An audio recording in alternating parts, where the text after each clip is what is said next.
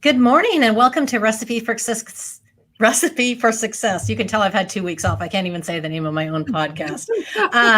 For those of you that are joining me for the first time, my name is Nancy Giacalone, and I started this podcast because I have a love of baking and cooking and business and personal success. And I noticed that there was one thing that all those had in common, and that everybody that is successful or every recipe that turns out well has one critical ingredient that is key to their success.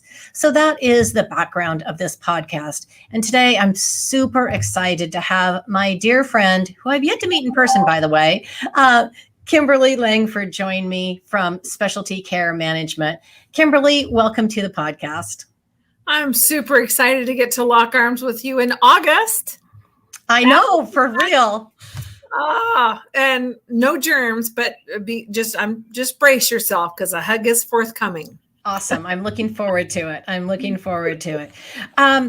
So let's kick it off by telling the audience a little bit about yourself. And I want to start with the fact it's not on the screen at the moment, but this lady has more initials behind her name than most people I know. And I want to know what all of those designations are for, because I think they tell us a little bit about you. Well, I don't know how that happens. It was so funny. A few years ago, I remember I was at this certain place in my career, and I was telling a girlfriend, I says, I don't know how I got to be the grown-up in the room. How did I get here? But so the initials behind the name, they're different certifications. So I am a registered nurse with my bachelor's in science of nursing. I'm also a certified in case management, nursing case management, and in professional coaching. I'm also a registered and internationally certified Reiki master and teacher. So sometimes I'm full of BS. So so you throw that one on there every once in a while too, just to keep people hopping. So did you know that one? Yeah, there you go. Yeah. Okay, so tell us a little bit about what specialty care management is, why you're there, and why you're passionate about it, because I know you are.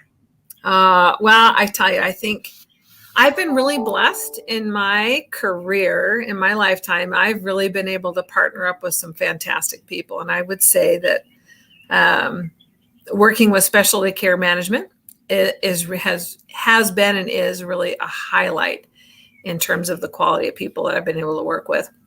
And at specialty care management, what really excites me, besides the fact that our foundational product, our core product, what we're famous for is our product for dialysis in particular. And as a nurse, I've spent the greater part of my career, almost 20 years, in really focusing in on kidney disease, simply because what I saw in my clinical practice was that, we put people, if you've got diabetes or heart disease, just step right up. We put people on a conveyor belt. You've heard me say it before.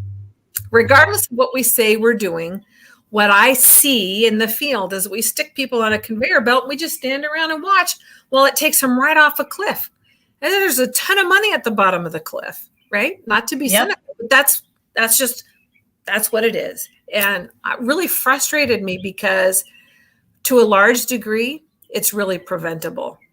And, from a payer perspective and a member perspective, dialysis in terms of the procedure itself and the pricing, it feels predatory.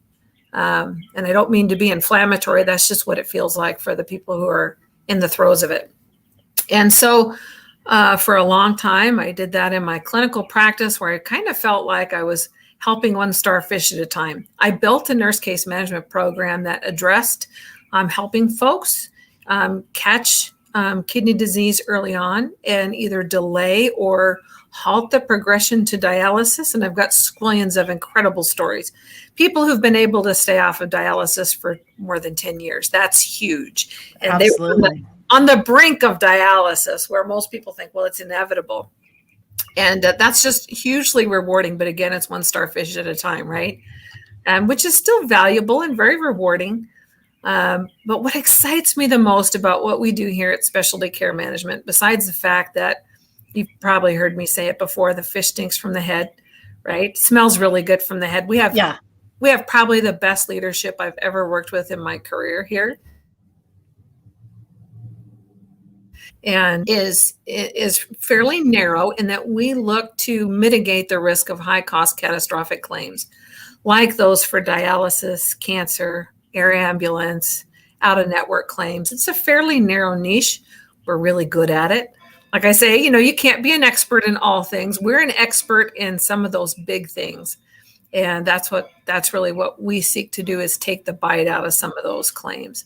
Super exciting. And in so doing, it feels like, Nancy, I'm able to help a whole lot of starfishes. So yeah, that's a really good description of what you do. And in life, in medical care, in everything, it's a small percentage of claims that make up a large dollar amount. So it's always, sometimes I say the 80-20 rule, 20% of the people do 80% of the work. It's the same thing when it comes to healthcare, except I think those numbers are a little bit more dramatic. It can be 5 to 10% of the claims can account for 90% of the actual costs. And so if you can address a few of those really high, I don't even want to use the term shock claims, but those high claims, if you can help mitigate the cost, get them into a more cost-effective with better outcomes, everybody wins, and we have happy starfish. Right. And the other part of that really excites me is that, when you look at risk mitigation, cost is it's an important piece. It's a big chunk of that pie, but it's not the only piece of the pie. Exactly. Right. So that's why even in our cost containment programs, it's like a gift with purchase. We include a nurse. So when folks reprice dialysis claims with us, those members also get a nurse to help them thrive on dialysis and understand their Medicare benefit. Those are huge. I'll tell you, the dialysis clinics tell you that they're teaching your members about dialysis, and some of them or teach them about Medicare, sorry. And some of them may, but I tell you, I've talked to thousands of members across the country. And more often than not, the story I hear is, I was told not to file for Medicare because I lose my benefit, which is not true. And so that in of itself is a huge component. It's a gift with purchase. I love that. I love that gift with purchase. Like going to the Estee Lauder counter. I don't know. Right? Who doesn't love that? Give me a little gift. But too, these members, Nancy, they're not only expensive because of the therapy, they're expensive because they don't have a clue how they got here. And so obviously they don't understand what factors, in terms of how they're living their day-to-day lives, what factors do they have control over that are going to make a difference in their therapy. So when they get sick, they end up in the hospital. And when they're in the hospital, they're not in the regular floor, right? They're in the ICU. They're very expensive.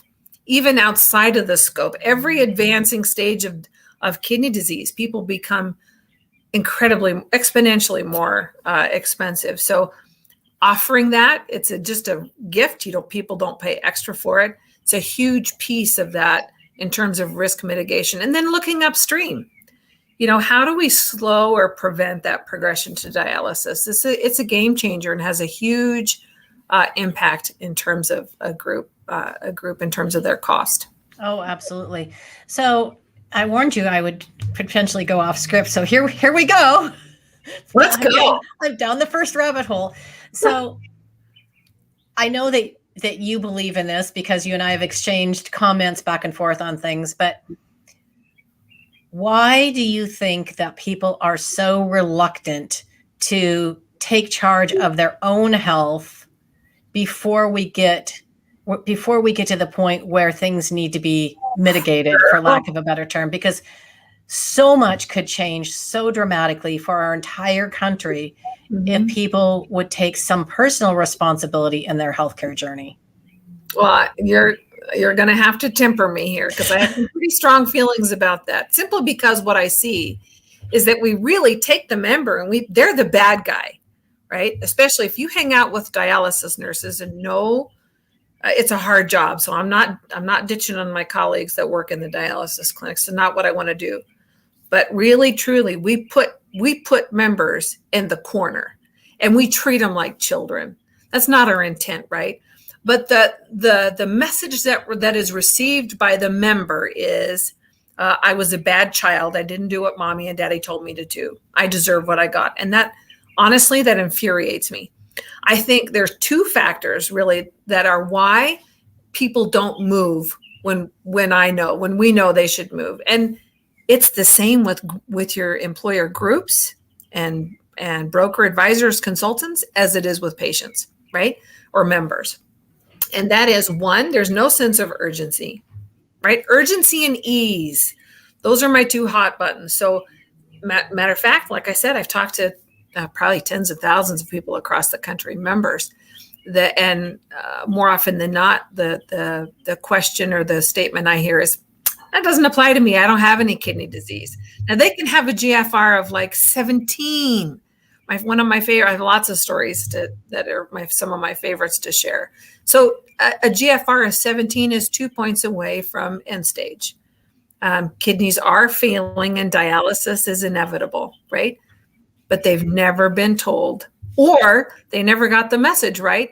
As a matter of fact, there was a survey, I can't remember where it came out, some medical journal it came out, somewhere upwards of 80 or 90% of doctors surveyed, they don't want to tell people bad news, right? So we don't say, you've got diabetes and you're going to end up with liver and kidney failure and blind and you're going to lose your limbs if you don't start, let's get you with a diet. We don't tell them that.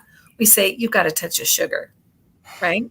We say, you need to go home and get your A1C down, which means absolutely nothing to them. Right. So most of the members that, we're concerned about, they've heard it. They've been in case management before. That hasn't done anything for them, quite honestly. They've been told to go home and lose weight. They've been told to go home and quit smoking, get your A1Cs down, exercise. Means nothing to them, right? If you talk to them, they say, well, step into my world, baby doll. I'm up and shaking. I'm out the door at 7 a.m. I've got my muffin and my cup of coffee and I'm out the door and I hoof it. And then 11 o'clock and it's lunchtime and I grab something from the vending machine because I've got this meeting or I got to go out, blah, blah, right? And they're this busy. And I get home and I've got 2 hours to live my life and spend with the people that mean the most to me. And now you want me to put on an apron and be Donna Reed. And who the heck has time to exercise? So it's really not a matter of how come people aren't doing this. It's really what's missing. Instead of asking why, I hate that question, why. My question is, what's getting in the way? Is it a lack of understanding, a lack of strategy, a lack of support? We talk about incentives a lot, and that also ticks me off. I don't think you should it makes no sense to me to pay somebody to have them enjoy a higher level of well-being. Right? I agree with that 100%. I can tell people you need to go home and get your A1C down. That means nothing. But if you ask them, do you want to be fat, sick, tired, lazy, broke? No, right? We all want the same thing. We all want to be able to live life on our terms, spend time with the people that matter most. We want to have time. I talked to a gal, one of my favorite stories a few years ago. She had a prominent position in her city government. She had everything cooking on the outside, the nice house, the boat, the new car, 2 kids, nicely dressed, just a beautiful family. And when you asked her, what her life was like, she shared, I feel like a failure as a mother. I come home at the end of my day, my kids want to play and I'm spent. I've got nothing. That's what they don't want, right? So I think it's really a matter of, are we sharing value for the member who is at the center of everything we do? And they absolutely drive our cost and they drive our ROI in any kind of a care management program. They drive the whole thing. Matter of fact, they have all the power to drive our industry. They just don't know it, right? But they don't know it because we're not speaking the same language. You're so true. And I've shared this before, but if you go to a healthcare provider for whatever condition or problem or symptom you may have, they don't actually care about you. I shouldn't say that. Right. Most of them don't have the time. They don't to care about you. Well, they are on a very short window. Right. They don't ask what else is going on in your life. As you said, what's getting in the way? That question never comes up. It's, here's a pill. I'll see you in 6 months. And I had last year, my cholesterol was up. And I know that I have a hereditary cholesterol problem in my family, but I also eat incredibly well. I don't eat many fatty foods. I don't eat the things that would be contributing to cholesterol. And I know you're on the Peloton. And I exercise regularly, but my cholesterol is up. Now, I was pretty sure it was stress related and also just the timing of the test. And so I said to my doctor, I said, I don't want to take cholesterol medication. I'm adamantly opposed unless it becomes a medical necessity. I said, right now, I don't think it is. Why don't you give me 6 weeks and let's retest and see where it is. And he was very reluctant to let me have a say in my own healthcare decision. Yeah. I came back, my cholesterol was back where it needed to be.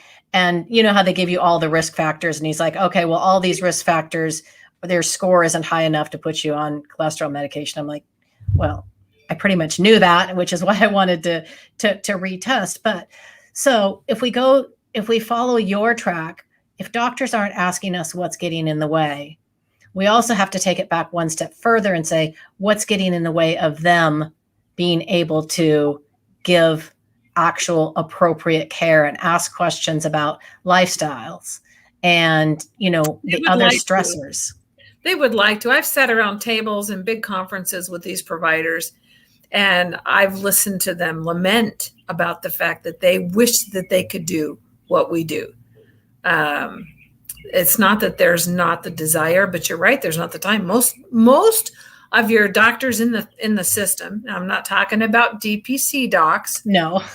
Wink, wink, wink, because they're a totally different breed. You want to harness the power of Marcus Welby's kind of that's anyway. I'm a big fan of DPC, but regardless, that's what they talk. Most docs that I work with in a traditional setting, they're seeing 30, 60. I talked to a guy here last week, 80 patients in an 8-hour day.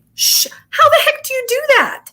How do you do that and have any care done? You don't. And keep in mind, these guys are rounding in a hospital before they come to work, and they're rounding. That's why I would love to go to medical school, but I would not want to work like they do because they have no life. Yeah. Yeah. It's very stressful, and they're programmed to think a certain way. Most docs, they get very little nutrition. They get very little in terms of, alternative complementary health. A lot of docs are savvy about those things, but a lot of them aren't. Now, interesting to your story, I've worked with a lot of members when they're educated as to how to properly talk to their physician, how to develop that relationship. I've had members sometimes even say, well, here, talk to my nurse, right? I'm plugged in, I'm dialed, I've got support. Those physicians are highly likely to say, well, you know what? Let's try it. Right. Let's try some things. I'm willing to give you, but there's this piece, right? It's like doctors and nurses, they don't work the same way with each other. You got a doctor who's got an unskilled nurse. He's not going to work with it the same way that he works with a nurse who knows what he or she is doing, right? Right. Totally different. It's the same thing for members. When a member's educated as to how to navigate the system, how to work with their physician, they go in and they can take their logs with their blood pressure and they're tracking their labs and they have that stuff and they're asking about the dietitian. Those docs are more willing to say, you're plugged in, you've got the support. Let's give this another 6 months. Right. Yeah. Well, I think it's kind of a chicken and egg situation because until people start taking better care of themselves and their own personal health, I know they don't know how. That's what I'm saying. But until they do that, the doctors aren't going to have time to get into. So it's such a global problem. There's just not one place you can point a finger at. You can't point a finger at the doctors. You can't point a finger at the insurance companies. You can't point a finger at the consumers. It is really a very overall global problem. And it's very frustrating to me to see, especially in our industry, so much finger pointing going on because until everyone comes together and says, I've got an idea, and somebody else says, and I've got an idea, and I've got an idea, and let's work together to achieve this, we're not going to get out of this mess that we're in. No, and I think in that respect, And again, you'll get me going off topic and down another passionate rabbit hole. But I think that's a place for old school specialty nurse care management. Right. Case management and wellness gets a bad rap because all they are is glorified, and I don't want to ditch on my colleagues who do that, but it's glorified medical shopping. Sure. I go for the best deal. That's not what changes behavior. If you want to save the most on things like dialysis and cancer, doggone it, don't need them. Yep. Take care of yourself and don't develop kidney failure where possible. Now, there are some genetic things that people don't have control over. 100%. Even in those conditions where we have a genetic kind of thing, you absolutely can do something to mitigate some of that risk or slow it down or reduce the severity. It doesn't mean that you're impotent and powerless, right? No. Okay. I'm gonna reel us back onto the main path, and let's talk about Reiki. Oh, because you are a certified Reiki master. I feel like there should be crystals and lights going on behind you when I say that. So I will tell you, Reiki is something I don't know very much about. So tell me and our audience, what is Reiki? What attracted it to you? What attracted you to it? Just tell me the Reiki story. Oh my goodness. Well, many years ago, so I've always had a little marketing something or other on the side. And years ago, I put together a series of workshops. We called ourselves the Glam Slam team. I was the makeup artist in the group, and we had a nurse practitioner there. And of course, I was still a nurse. I've been a nurse as long as I've been out running my own business as well. And so I had a nurse practitioner there. I had a counselor and a nutritionist. I had a fitness guru. I had a self-defense guy. I pulled all these complementary people together. And we did over the course of 3 weekends that we ran this series of workshops. It was wonderful. And one of the people brought, who's now a dear friend of mine and my mentor, Cindy Wanick, who's my Reiki master. I'd never heard of Reiki before.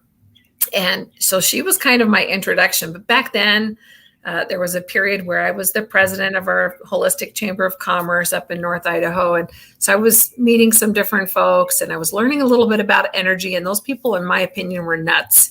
You walk up to them and they're feeling a tree or a rock, and they're, and I'm thinking, I don't know what you've been smoking, sister, but that's a rock, right? So it meant nothing to me, but I'm open and I'm teachable, and I totally get. I had some experience with acupuncture, and I've seen on MRI what chi looks like. We can pick it up on a scan like that, where it looks like this, where a nerve or a blood vessel would be, only it's like light. It's crazy. Blew my mind, right? So I'm in this state where I'm kind of open and teachable, and I was starting to learn about energy and chi and chakras, and I was attuned to Reiki by my Reiki master, and worked with Reiki for about 10 years, just for myself and my family and patients. I would share that with patients, some incredible stories where I had nothing left to give. A lot of times with end of life situations or pain. I had situations where at the end of a nursing visit, I had nothing left to give for a patient who was in horrible pain. And so I would give Reiki, and their pain would go from like a 12 to a 2. I mean, where before I walked in, they were in a chair and they couldn't get up. So take a step backwards and tell me, what exactly is Reiki? So Reiki it's a modality. It's a complementary modality that really can be a great complement to any kind of a healing process or need, whether that's emotional or physical or spiritual. And Reiki, in Reiki practice, a practitioner will lay hands on if they're registered, right? I'm licensed, so I will put hands on people. Some folks, if you go to a massage therapist, they're licensed, they'll put hands on. Some people won't. You'll see them hover. It's the same. If they're not licensed, they shouldn't touch you.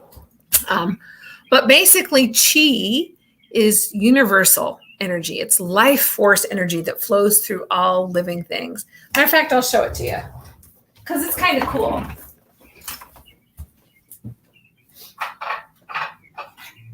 So I have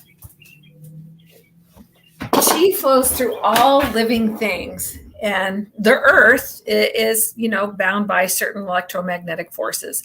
So a lot of times I'll use a pendulum to help people see what chi is or get a feel for it. It works on the earth's electromagnetic pull. So for instance, I have here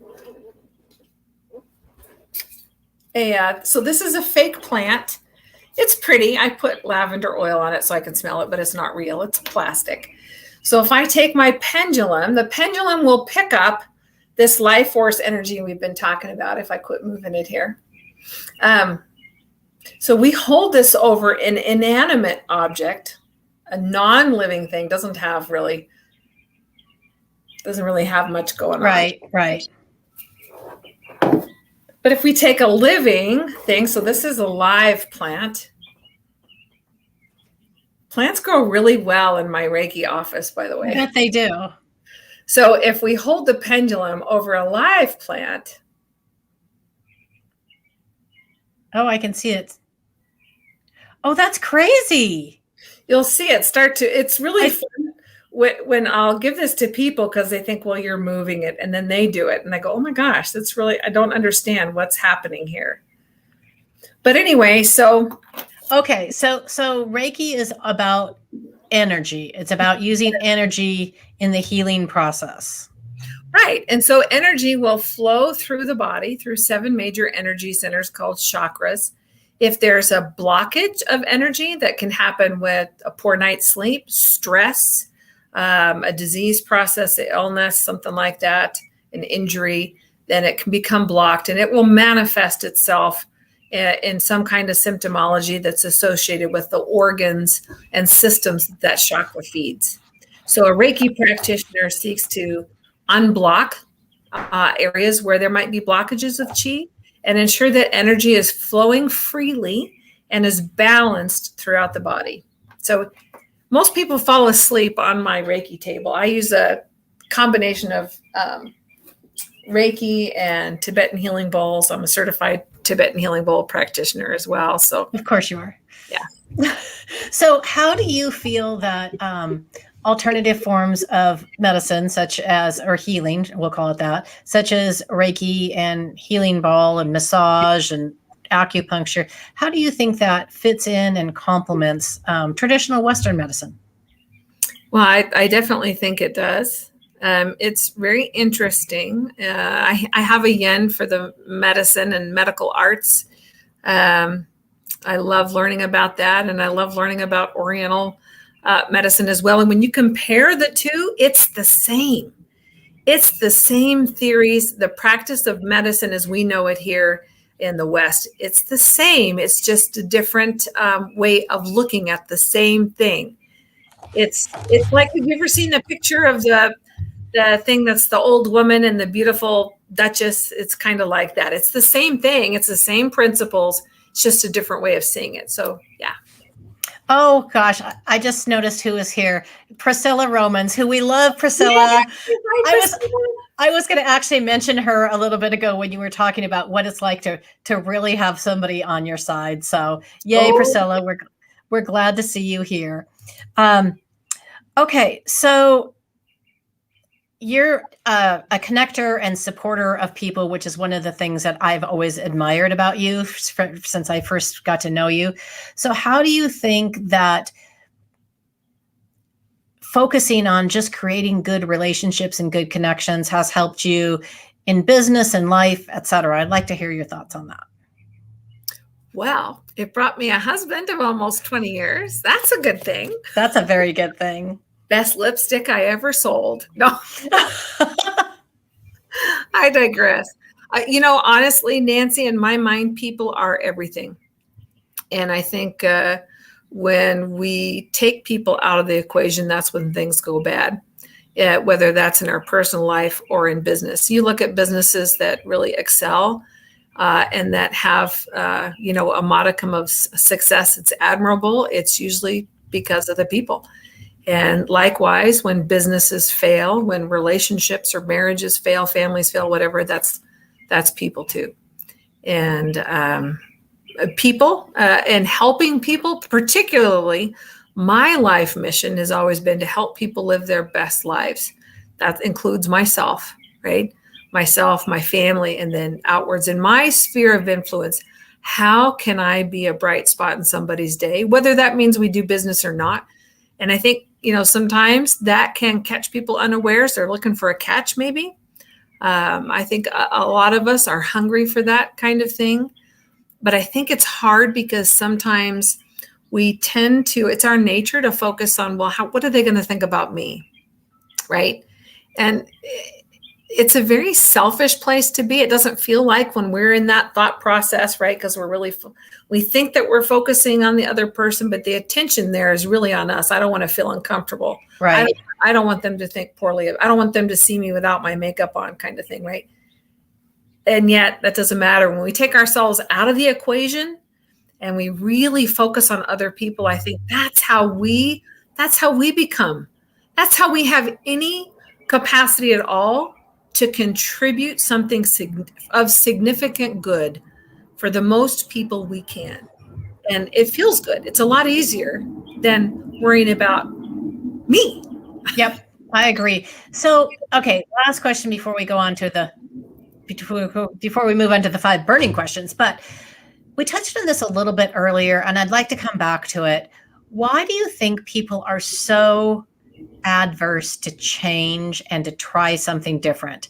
I see it with brokers being afraid to look at different solutions. I see it with individuals afraid to try a different form of healing. I see it with employers afraid to change their plan, even though it may be better for their employees and save them money. I see it with my staff. I mean, I see it every single day.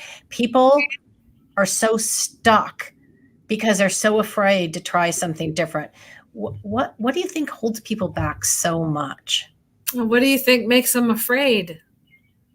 I don't know. It's one of the things that I really struggle with in my head, because maybe I'm too unafraid to try different things. I think the more we step out of our comfort zone and that we find that really that is where we grow, in that uncomfortable place. It is uncomfortable to change, even if it's desperately needed, right? You can be in an abusive situation. Why does a woman stay in an abusive situation? I'll just speak because I have a little bit of that in my background too. We do, because it's scary. This is known. This is not known. What's going to happen to me when I step out of here? So usually, whether it's in our personal lives or in a business setting, it's hard to move until it becomes so painful that we have to, right? So what I have found is that in the times in my life where I have moved, it has, even though that process is uncomfortable and I'm not sure of myself, maybe I'm not the expert anymore, and now I'm in this unfamiliar got to start over, whatever verbiage you want to put on that. There's growth there. And I think the more times we practice with that, like anything else, we develop faith in the process of becoming. And that becomes delicious. And then the question becomes, okay, if I know that human nature is to not move until it hurts, right? There's a sense of urgency. Right? Then how can I create that sense of urgency before it's thrust upon me? That's when magic happens. That's where people move and shake. That's where people create incredible businesses and great value for their clients. And that's where people have their most growth, is when we choose to put that urgency on ourselves rather than waiting for it to come, because it will come. Right. No, absolutely. And I think conversely to what you're saying, so if you're in a sales, let's just say sales type of position, or like I am, where I'm working with employers, and I can clearly see that this would be so great for them, but they can't see it. So my job would be then to make it so attractive that they almost can't, and to create the urgency. There you go. You've got to have a little bit. There's a fine line, and I've had people argue with me on this one. I think fear, I know fear is the best motivator. It is the most potent motivator. 100%. Now there's a fine line. You have to give people enough where they can see, just like I'm sitting across with somebody, honey, your GFR 17. Right. What does this mean for you? That's going to invoke the fear that's going to make that person move, provided there's hope. So I think you have fear and you have hope, right? You have the pain point and you have the solution, and it's present. This is here, it's upon you, right? That's what creates the movement. So that's in terms of a matter of fact, my colleague Sean here at Special, we were talking about the same thing. That's the real key. How do you help people see where they are? And from a member's perspective, you do that with labs. From a broker, advisor, consultant's perspective, you do that through data. Sure. That's fascinating. I love your perspective on that. I'm gonna think about that the next time I talk to an employer and want to get them, because I have almost adverse in some ways to trying to sell them. I want to help them, and I sometimes don't put the urgency on them because I want them to make a decision that's best for them. So, good point. It's interesting. It's like when you go see a skilled physician, he's going to make some strong recommendations, and he's confident, or she's confident in those recommendations and they present that and you go along with it, not because you're blind, right? Because you've had enough information to make the right decision. Right. And I think that as we grow in confidence in knowing these solutions work, and I know where you are and I know what's coming for this group, it's going to be here, it's present. And then here's the hope. It's kind of like if I walk up to a horse, Nancy, and I'm afraid, the horse doesn't say, oh, the poor dear. Yeah. I'm so big and she's so small, I know she's afraid. All he knows is there's something not right there. And I'm not going to have a good ride. But if I walk up to a horse and I know what I'm doing, the horse is going to naturally do what I want them to. People are the same. We're all horses. Oh, that's great. As you know, I'm a Peloton fan, and one of the instructors, what he will often say when he's giving instructions, he'll say, "I make suggestions, you make decisions." And I love that saying, and I think about it because he'll say, "Here's what I'm suggesting, but you'd still need to decide what's right for you." And so I think with that mentality, that helps move the bar. Don't you love working with a good coach? Yeah, because you don't want to let him down. So it's like, right. Well, I guess my decision is going to be to keep up as much as I possibly can. I'm no weenie, not me. No, sir. Yeah, so it's really fun. Okay, so we finally made it to my 5 burning questions, and I've been dying to ask you this because I know you love to cook. My first question is always, what is your absolute favorite food in the world, and can you cook it? There are so many. But you have to choose one. Well, I tell you, if I had to choose one, that actually I can't. I have 2: chicken tostadas and cheesecake. Cheesecake. No one has said that one before, so you're a winner. I have a kick butt recipe for cheesecake. These are both my mom's recipes. Come to think of it, that's probably why they're my favorite. But they're delicious. Nice. You'll have to come for dinner sometime. We'll share. Yeah. Oh, we could put on a spread between the two of us for sure. So what's the one character trait you admire most in others, and why? If I had to pick one, Nancy, I would say it's compassion, because compassion, I think, is the birthplace of a whole lot of other character traits that are significant, like integrity and competence. Somebody who really cares is going to do the work to be competent and to serve. Somebody who really cares is never going to do something for their benefit over yours. And somebody who is really compassionate, they're not going to speak a mistruth or try to mislead. They're going to work and live with a integrity. So if you had to boil it down to one, I would say it's compassion. I love that. So what is the one character trait in yourself that you're most proud of? I would say compassion. And I'll work on that most with the people in my own 4 walls, right? Yep, 100%. Yep. Okay. So if you could you've got a magic wand right now, might be a crystal at the end of it. You could magically get everyone to do one thing, just one thing, to improve their health. What would it be? Oh boy, I have to pick one thing. Was that on there? Is that one? It was on there. Gosh, how did I miss that one? You tricked me. I sometimes do that. I would still say, that one thing I would say for their health, I would say it's twofold. I would say to be a little bit selfish and really truly focus on others. So particularly, I think sometimes we need to be a little selfish, means that the start of my day is me. I don't think that's selfish, especially for new mamas. So our daughter-in-law, she's a mother of 3. Oh my gosh. And they're under 3 and under. She is a busy mom. And so especially for, especially when we're busy and we carry heavy loads, I think that the really important thing there is to be selfish and focus on others. The two go hand in hand. Being selfish to me looks like the start of my day is mine. I'm in charge of my day. That day starts with some movement, right? Exercise, whatever you want to call it, nutrition, for my body and my mind and my spirit, right? What do I want to see for my day? I'm going to craft my day. I own my day. I create that before it starts, right? And then that frees me to really take that time that I'm given to really focus on other people. And it's amazing when we focus on other people, I think we really become our best versions of ourselves. When we take ourselves out of the way and we really focus on the people in our stewardship and in our circle, I think that would do a lot for, and I know for me personally in hard times, focusing on other people really has helped me. Sure. It's kind of like when you're on an airplane and they say, put on the air mask on yourself first before you take care of others, because if you don't take care of yourself, you can't take care of others.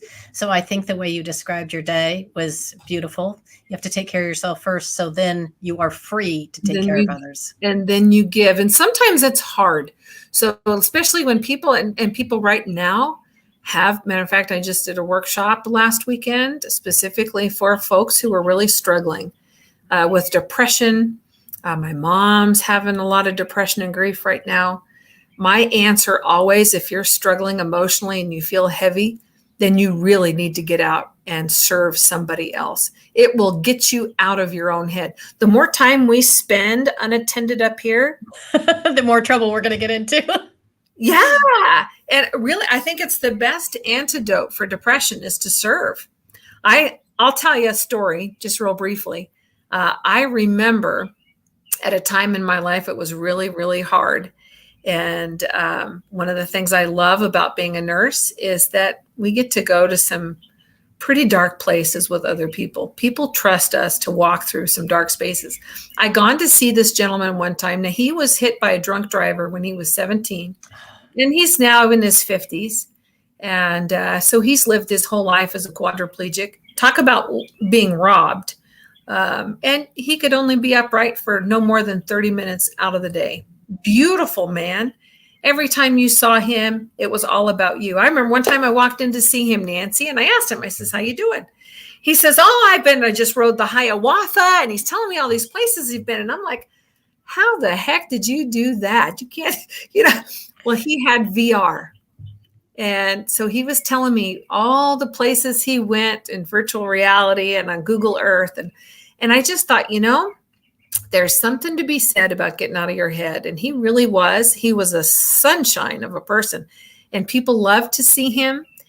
His house was, anyway, just serving other people. I promise you, if you're in a dark place and you get out of your own head and go do something for somebody else, it will totally change how you feel about your life. I love that.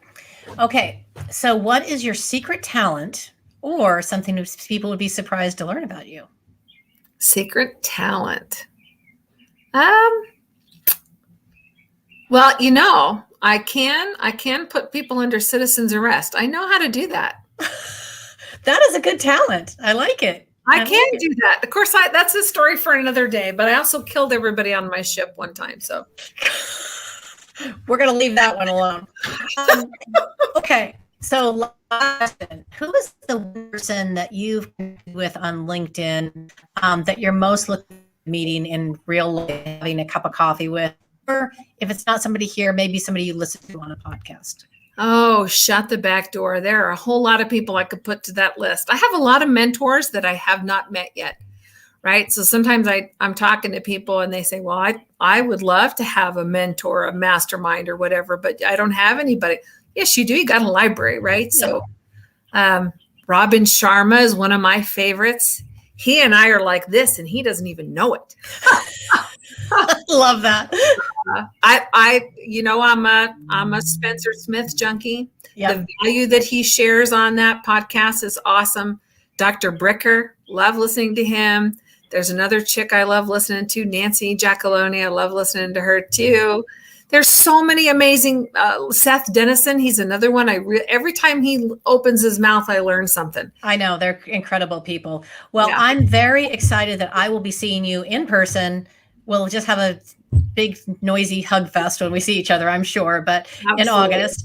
But are there any final words or thoughts that you want to share with anybody before we leave? And finally, how can people get in contact with you if they want to know more? Sure. I'm all over LinkedIn. I try to be accessible so you can message me, call me, beat me if you want. No, I'm just joking. Our website is specialtycm.com. You can reach out to us there as well. You can call me. My number's on my LinkedIn profile. You can email. I'm pretty accessible. And I guess the one thing that I would hope that people know is that those of us in the industry, broker, advisor, consultants, vendors, insurers, third-party administrators, stop loss, it takes all of us to make our system work. And we are the people who are going to protect the golden goose, our industry. If we don't, somebody else is going to come in and clean house, and we're probably not going to like where they put the spoons, right? So, yeah. So I'm really happy to be in this space. I'm happy to help folks. Love meeting people. If we can do business and be helpful, that's fantastic. If not, I genuinely do want to know who people are and what they do and how I can be of service. So. Yeah. And that is about Kimberlee. So thank you all for joining us today. I will look forward to seeing you next week. Kimberlee, I can hardly wait till August. Okay.